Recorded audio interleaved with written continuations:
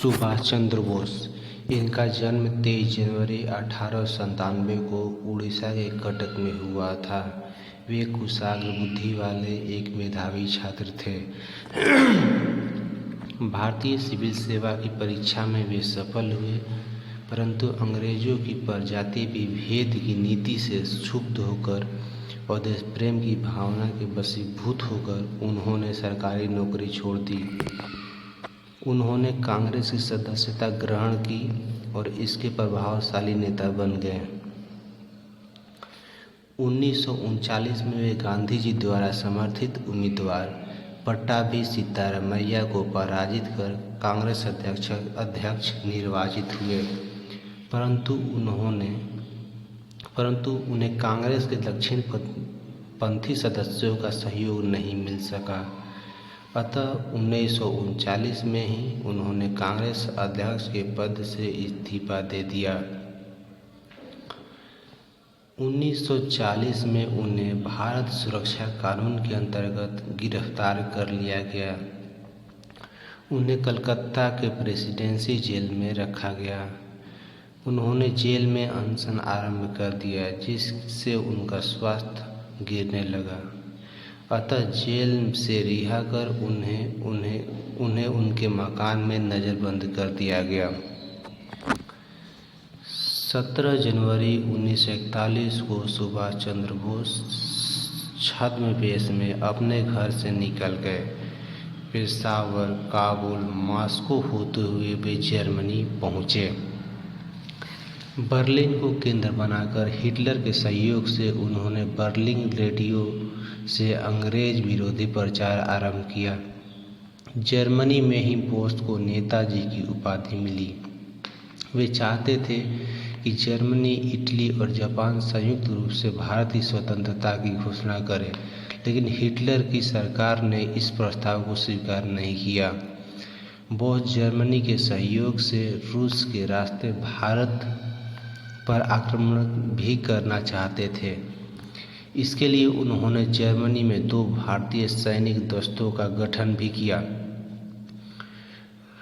रोम और पेरिस में उन्होंने 2 स्वतंत्र भारत केंद्र की स्थापना किए। सुभाष चंद्र बोस को अपने कार्यों में जर्मनी से वांछित सहयोग नहीं मिल पाया। इस बीच युद्ध में जापानी विजय की प्रगति को देखते हुए विख्यात क्रांतिकारी रास बिहारी बोस ने टोक्यो में आज़ाद हिंद फौज के गठन की योजना बनाई। इंडियन इंडिपेंडेंस लीग की भी स्थापना की गई। रास बिहारी बोस के आमंत्रण पर सुभाष चंद्र बोस 13 जून 1943 को टोक्यो पहुंचे। जापानी सरकार ने उन्हें पूर्ण सहयोग का आश्वासन दिया। इस बीच रास बिहारी बोस के प्रयासों से भारतीय युद्धबंदियों की सहायता से आज़ाद हिंद फौज का गठन सितंबर 1942 में किया जा चुका था। इसके प्रधान सेनापति मोहन सिंह थे। 4 जुलाई 1943 को रास बिहारी बोस ने सुभाष चंद्र बोस को पूर्वी एशिया के भारतीय स्वतंत्रता आंदोलन का नेतृत्व सौंप दिया। नेताजी ने फौज एवं लीग का उत्तरदायित्व संभाल लिया। उन्होंने दिल्ली चलो का नारा दिया एवं कहा, तुम मुझे खून दो, मैं तुझे आज़ादी दूंगा। 21 अक्टूबर 1943 को सिंगापुर में सुभाष चंद्र बोस ने स्वतंत्र भारत की अस्थायी सरकार स्थापित की। अस्थायी सरकार की स्थापना के पश्चात सुभाष चंद्र बोस ने ब्रिटेन और अमेरिका के विरुद्ध युद्ध की घोषणा कर दी। उन्होंने भारत पर आक्रमण करने की योजना भी जापानी सरकार के सहयोग से बनाई। आज़ाद हिंद फौज को भारत बर्मा की सीमा पर मित्र राष्ट्रों से युद्ध करने के लिए भेजा गया। मई 1944 में आज़ाद हिंद फौज ने कॉक्स बाजार, मणिपुर के निकट एक चौकी पर अधिकार कर लिया। कोहिमा पर भी फौज ने तिरंगा झंडा फहराया। इस बीच युद्ध में जापान की पराजय होने लगी। बर्मा से जापानी सेना को वापस लौटना पड़ा। बदलती परिस्थिति में जापानी सरकार सुभाष चंद्र बोस को पर्याप्त सहायता नहीं दे सकी।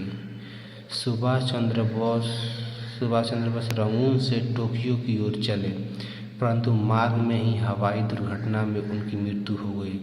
सुभाष चंद्र बोस की मृत्यु की वास्तविक परिस्थिति की जानकारी अभी भी अस्पष्ट है, यद्यपि इसकी खोजबीन के लिए अनेक जांच समितियां नियुक्त की गई।